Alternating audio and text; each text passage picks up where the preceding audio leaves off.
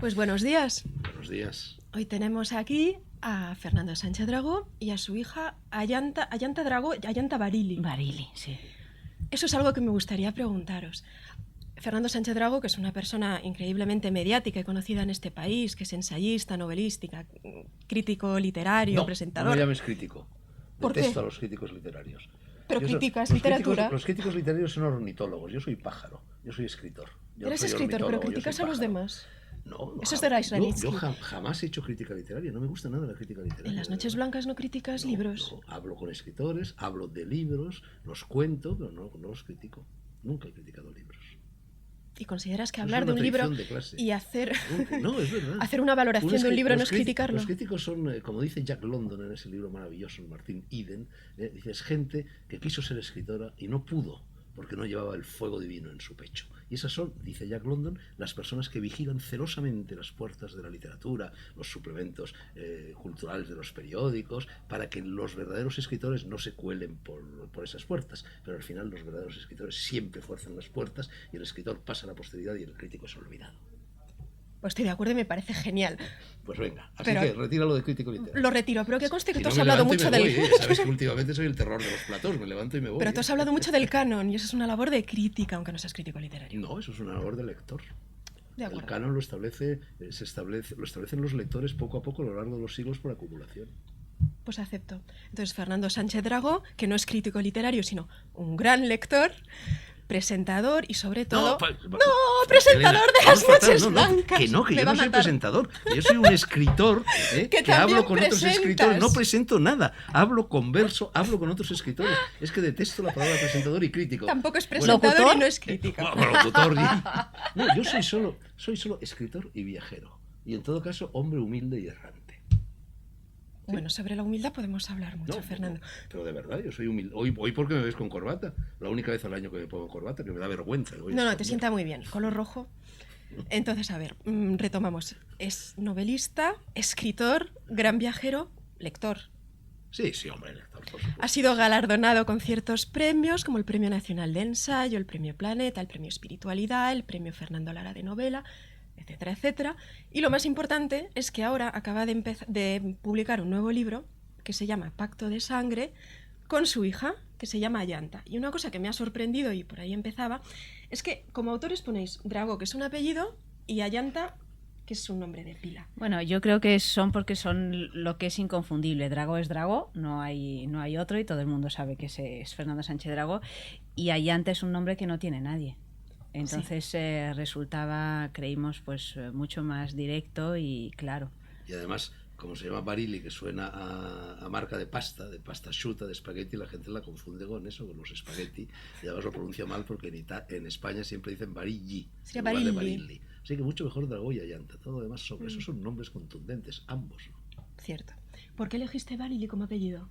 Pues Barili es el apellido de mi madre. Mi madre murió cuando yo era pequeña, sin otra descendencia que no fuera yo, y entonces decidí, acoger su apellido para que. ¿Y por qué quería matar al padre?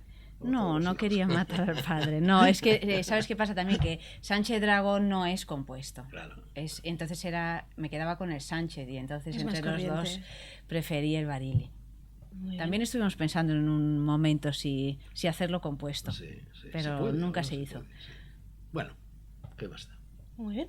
¿Este es tu primer libro, Ayanta? Es mi primer libro, sí. Hablabas de matar al padre. ¿Este libro consideras que es una forma de matar al padre o de superar la muerte del padre? Oye, no se ha muerto el padre en el momento. No, la muerte del padre. Por su edad se va acercando con ese lo freudiano que tú momento, eres. Pero no, a ver. Venga. Hombre, no, considero que es algo muy bonito, ¿no? O sea, compartir un libro con... Es lo máximo que puedo compartir con mi padre. O lo segundo, puede ser mi padre y yo su hija, que seguramente es lo más importante, y luego, en nuestro caso, compartir un libro. Pues compartir un libro, para mí por lo menos, es casi como compartir un hijo. Es como Efectivamente. Yo el otro día en Córdoba, que estuvimos presentando el libro, decía que siempre he querido casarme con mi padre cuando era pequeña, ¿no? Todas las hijas estamos enamoradas de nuestro padre, nunca lo conseguí, como es natural, porque si no bueno, no se puede, ¿no? El escándalo habría sido morrocotudo. Bueno, los escándalos Y ahora, tenéis por costumbre. fin, pues en este libro pues es una especie de matrimonio, ¿no? O sea, es una cosa muy íntima compartir un libro y hay que estar realmente muy compenetrados y además hay que tener mucha confianza en el otro, sobre todo mi padre hacia mí en este caso, puesto que no había escrito nunca nada así, un largo recorrido, digamos. Lo hemos escrito a caja cerrada, sin que ni él ni yo supiéramos qué era lo que estábamos escribiendo, y podía no encajar.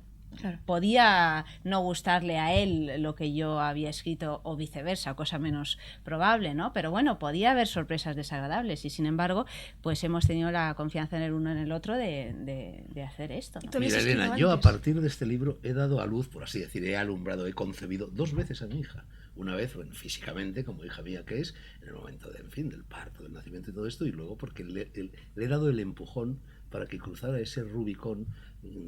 Ella estaba recelosa, temerosa, que tenía que cruzar antes o después, porque yo siempre he estado convencido de que era escritora. ¿Tú escribías antes? Hay algo muy bonito que cuenta ella en el libro, y es que una vez, cuando ella tenía 7 años, en la casa de Soria, estábamos escuchando música y tal, y se vino a mi regazo y me dijo: papá, ¿qué quieres que sea de mayor? Y yo le dije: escritora. Entonces, naturalmente, ella durante muchos años hizo todo lo posible para no ser escritora. Eso sí que era matar al padre. Y al final ha terminado siendo escritora. Pero es más, hay una cosa que a mí me gusta, que lo estoy siempre contando al hilo de este libro, y es: yo me he pasado la vida entera escribiendo con máquinas de escribir. Yo he pasado al ordenador hace muy poquito tiempo, ¿no? Y entonces, ella, cuando yo me pasaba noches enteras escribiendo a máquina, sobre todo aquel Mamotreto, Gárgoles y Avidis, la historia mágica de España, ella se cogía, tenía 7, 8, 9 años, se cogía un saco de dormir y se venía a la habitación donde yo escribía a máquina y se acostaba en el suelo, que yo le decía: pero Ayanta, vete a tu cuarto, que aquí hago ruido, no vas a dormir. Y decía: no, papá, esto me gusta muchísimo. Entonces, el sonido de la máquina de escribir es la leche con la que yo la he amamantado. Por eso es escritora.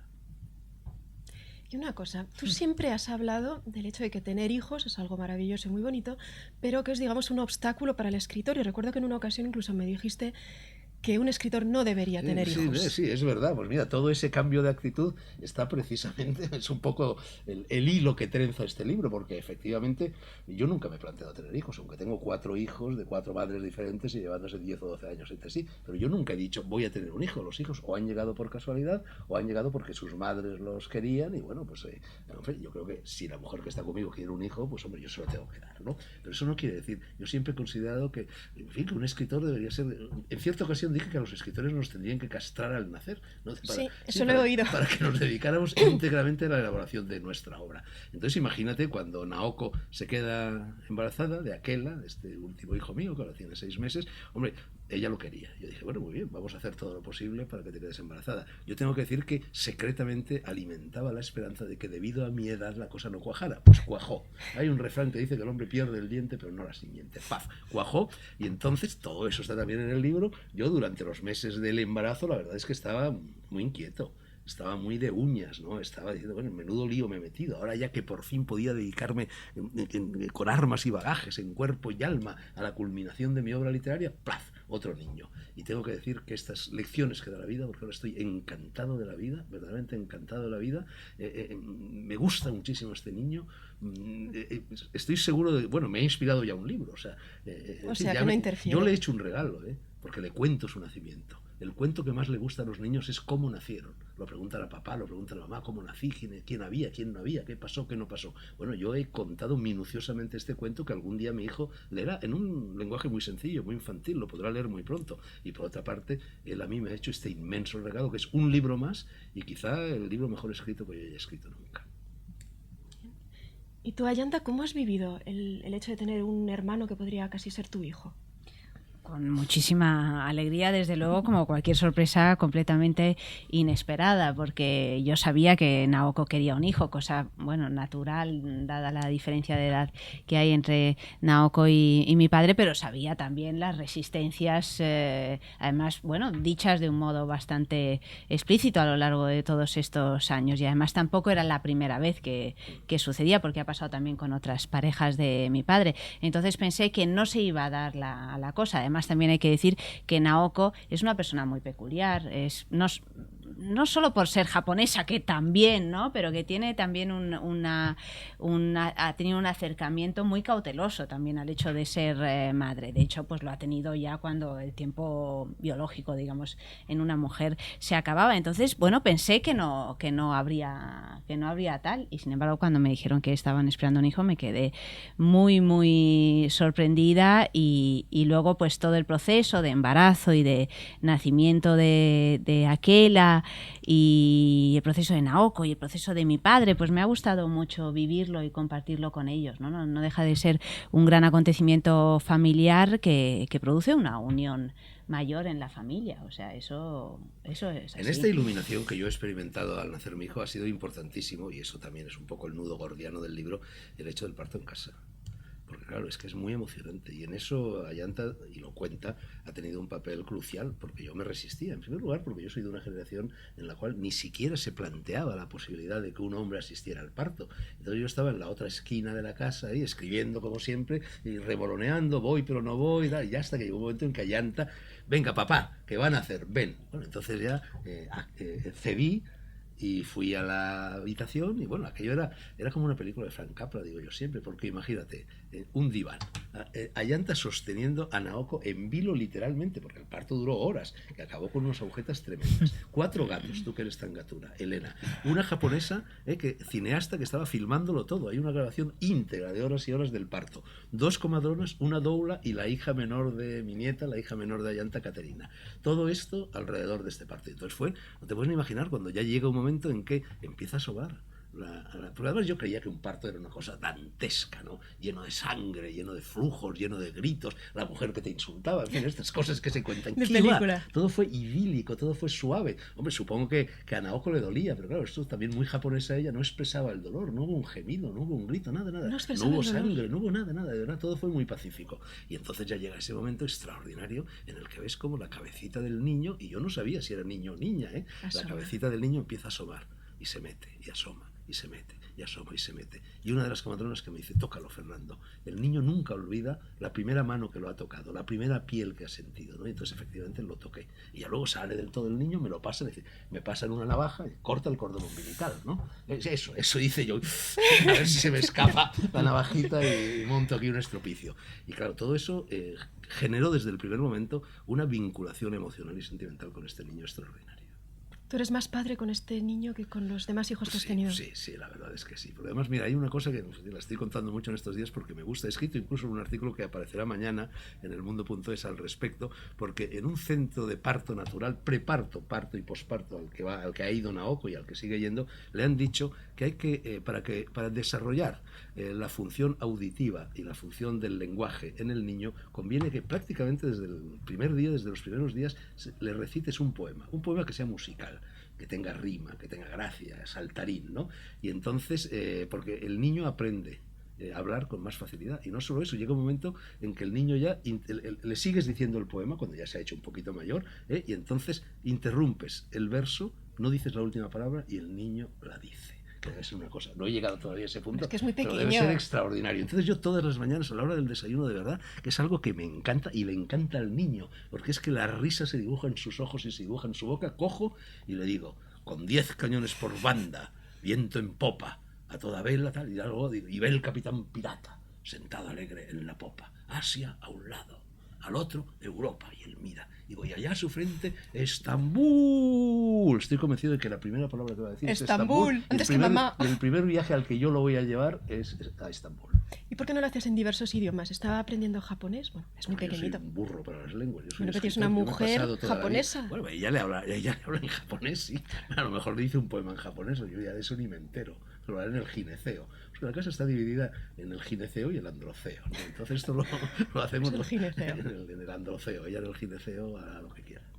Y la educación de tu hijo, tú criticas mucho a España, pero ¿piensas quedarte en España o piensas llevártelo fuera? Bueno, nunca se sabe cómo va a ir la vida, pero vamos, el plan, la idea que tengo es pasar 5 meses al año, los meses, en fin, más o menos cálidos en Castilfrío, ese pueblo de Soria donde vivimos, y otros 5 o 6 meses al año en Camboya, o Laos, o en Tailandia, casi seguro en Camboya, ya tengo escogido el sitio. Y 2 meses, eso sí, al año, haciendo viajes bravos, de esos que me gustan a mí, pero bueno, eso solo, yendo de terremoto en terremoto, de guerra en guerra, de erupción en erupción, de epidemia en epidemia.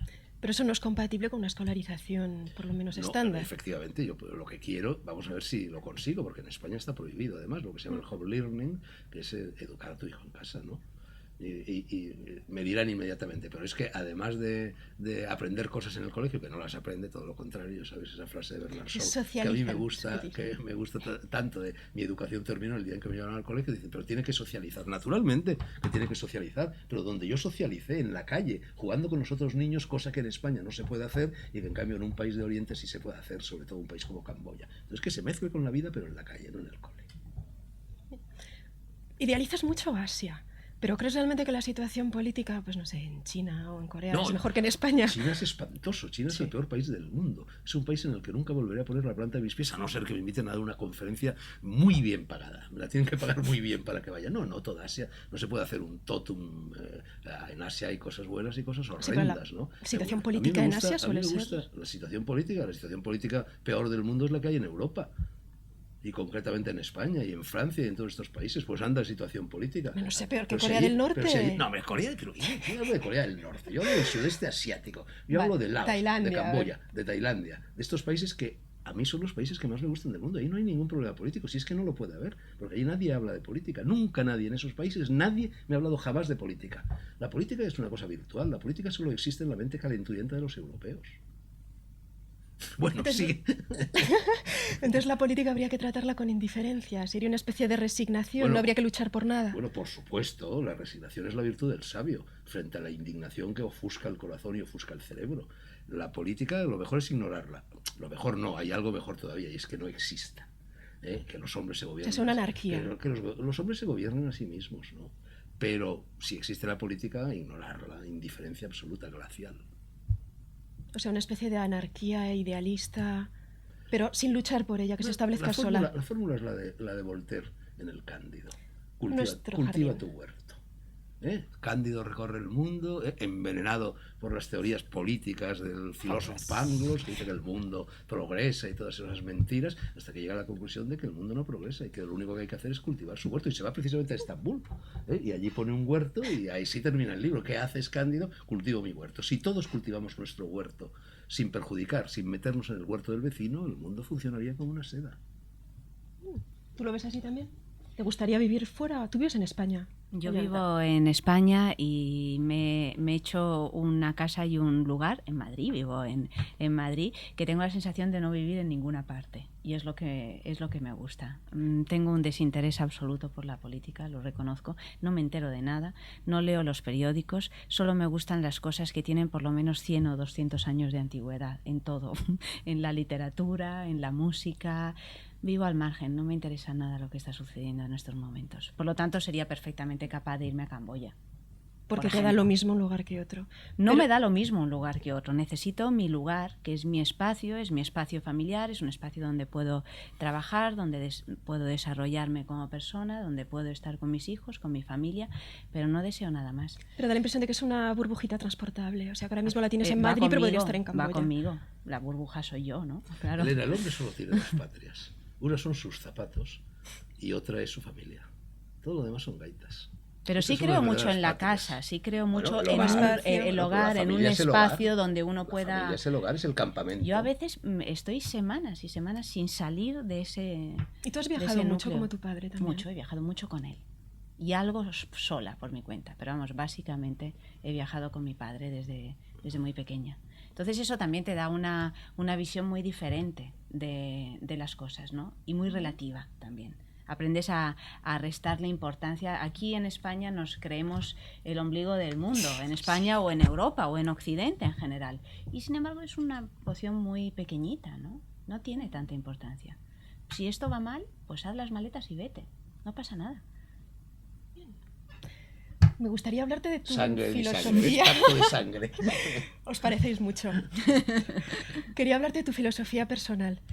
Yo te veo bastante orientalista, es decir, que veo en ti pues un gran interés, una pasión por los sistemas de filosofía oriental.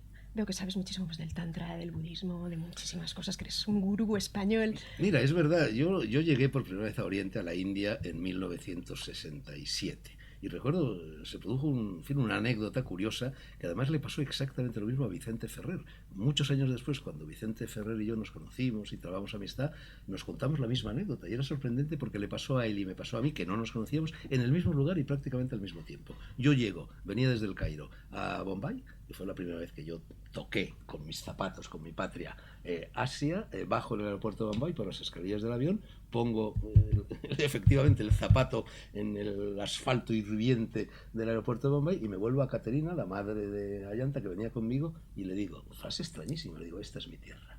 Entonces siempre me he encontrado allí como en casa, mucho más en mi casa allí que aquí. Y eso me ha pasado con la India, me ha pasado con Indonesia, me ha pasado con Tailandia, me ha pasado con Vietnam, con Birmania, con Camboya, me ha pasado con Japón. Y no me ha ocurrido en ninguna otra parte de la Tierra. He viajado también mucho por África, he viajado también mucho por América, pero nunca en ninguno de estos lugares he tenido esa sensación de que estaba volviendo a casa y encontrándome en ella. Es verdad.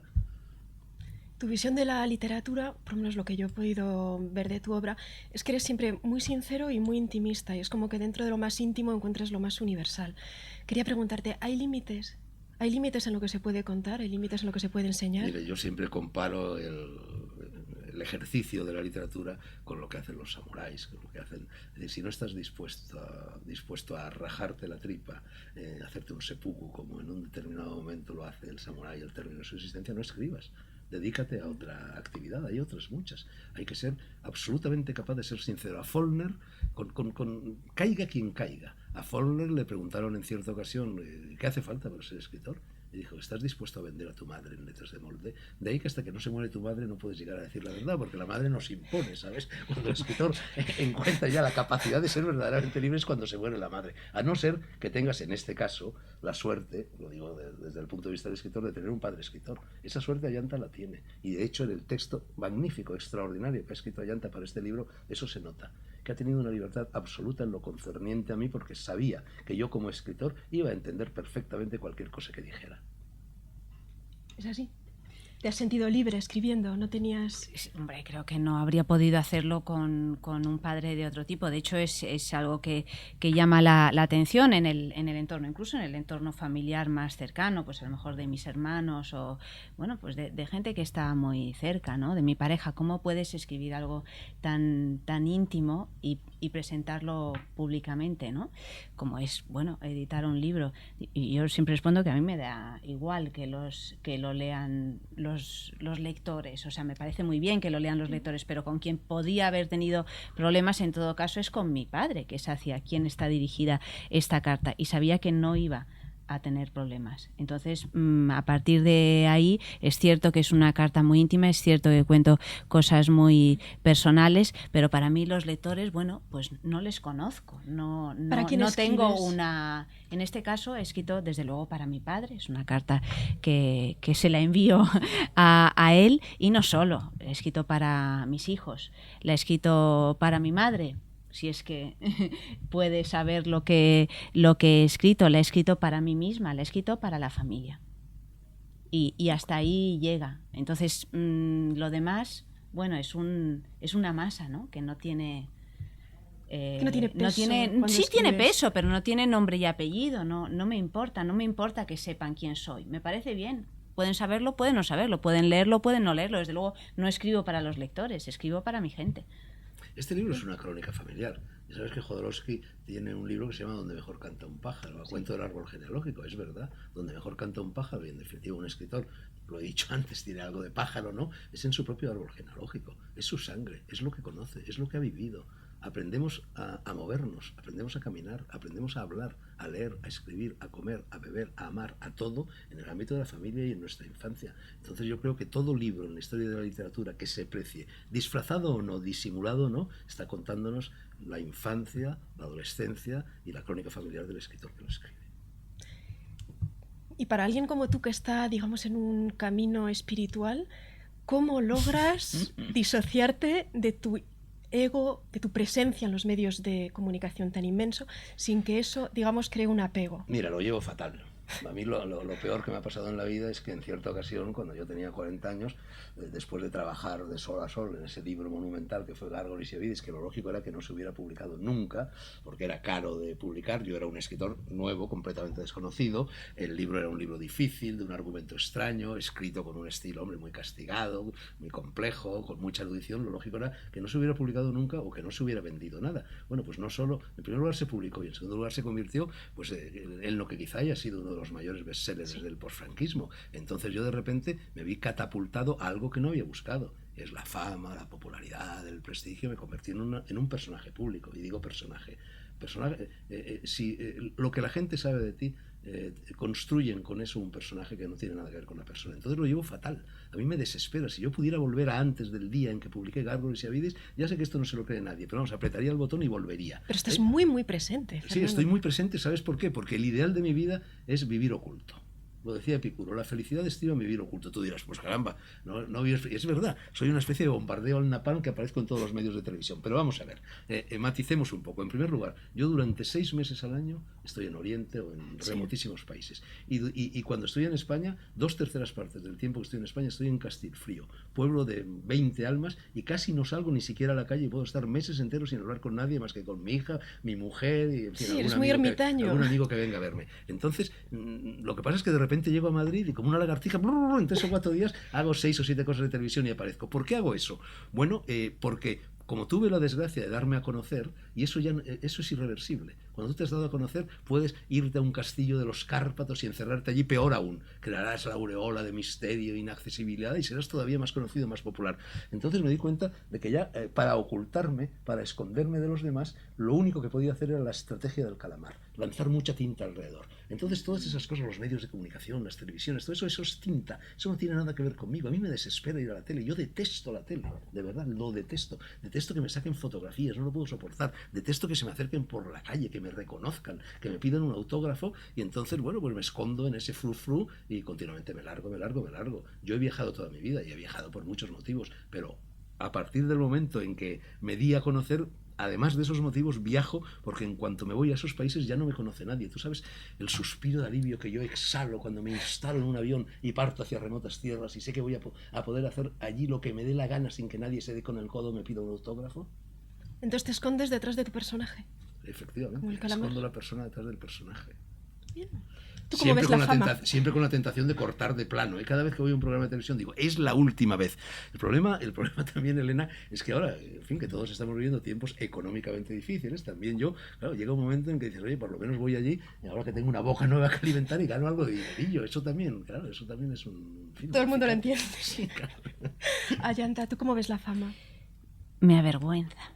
Qué vergüenza. Pero el libro se está vendiendo muy bien, porque yo me volví loca tratando de buscarlo. Estaba agotado en todas las librerías. ¿Ah, sí? Qué buena noticia, porque no sabemos nada si se está vendiendo bien o mal. Pues mira, la fama, bueno, yo no sufro la fama, evidentemente, que tiene mi padre, pero siempre he sufrido la del acompañante, que es otro tipo de, ¿no? Porque no sé por qué razón, soy hija de, soy amiga de... Sí, eso. Entonces,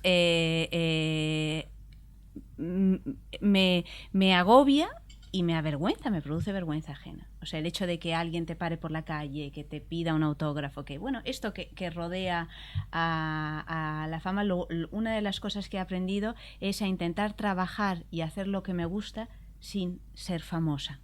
De momento lo he conseguido. Muy bien. Sí, pero algo que quieras... lo mejor ahora... No lo sé, pero bueno, es verdad que he tenido muchos trabajos públicos en la radio y tal y cual, y he conseguido mantenerme en un digno segundo plano que me parece muy cómodo. Sí, pero yo también casi hasta tu edad me había mantenido. Ya. Bueno, yo digo que hasta el momento lo he conseguido. No tengo... Este libro es un peligro, a lo mejor resulta... Pero si los libros...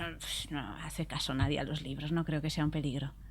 ¿Algo más que queráis añadir sobre el libro o sobre la experiencia? Yo realmente lo que quiero añadir sobre este libro, bueno, este es un libro de 2 textos complementarios. Ya sabes que Antonio Machado decía eso tan bonito de busca a tu complementario que marcha siempre contigo y quiere ser tu contrario. Entonces es el uróboros de los alquimistas, el dragón, nunca mejor dicho, que se muerde la cola. Es una carta que yo envío, cartas narrativas en ambos casos, pero en fin, un cuento y una carta que yo envío a mi último hijo, y una carta y un cuento que ella envía a su padre y también a sus hijos, porque es carta de madre, es carta de hija, es carta de hermana, es carta de todo. Entonces, este es un libro trenzado con buenos sentimientos, y eso es raro. Este es un libro escrito por dos buenas personas, para buenas personas o gentes que quieran ser buenas personas. Y eso es muy bonito en estos tiempos en que se carga siempre la suerte sobre el feísmo, sobre el malditismo del arte, de la música, de la literatura. Bueno, y sobre la tragedia también, ¿no? El drama. Es un libro alegre. Es un libro divertido. Este es un libro que te hace sonreír y a veces te hace llorar también. Pero, en fin, sonrisas y lágrimas, como el musical. Sonrisas y lágrimas. Pues enhorabuena por el libro. Muchísimas gracias por Gracias venir hoy al a ti. programa. Muchas gracias, Tengo que añadir algo forzosamente, Sí, sí. que se me había olvidado, que es lo más importante. El texto de Ayanta es una revelación literaria. Ya sé que no gozo de credibilidad diciendo esto porque soy su padre, pero te doy mi palabra de honor de que si no fuera su padre diría lo mismo, y los editores también lo piensan, y está ya escribiendo una novela. Tu palabra de no crítico. No, mi palabra de lector. De lector. No de padre, mi palabra Sí. de lector. Mira, hay una anécdota, ya que estamos se acerca la Noche Blanca de Madrid y el programa de televisión mío en el que tú has estado, en el que ella también ha venido muchas veces, se llamaba Las Noches Blancas. Hay una anécdota que a mí me gusta muchísimo de cuando Dostoyevsky, cuando era un escritor desconocido, publica Las Noches Blancas. Y entonces Turgeniev, que era ya un escritor conocidísimo, lo lee y corre en el corazón de la noche para felicitar a Dostoyevsky. Si yo... Es muy emocionante. Las Noches Blancas es una obra que nos habría gustado escribir. Bueno, si yo hubiera leído este texto sin saber quién es Ayanta, como Turgeniev hubiera corrido en el corazón de la noche para felicitarla. Enhorabuena, Ayanta. Enhorabuena, Fernando. Gracias, padre.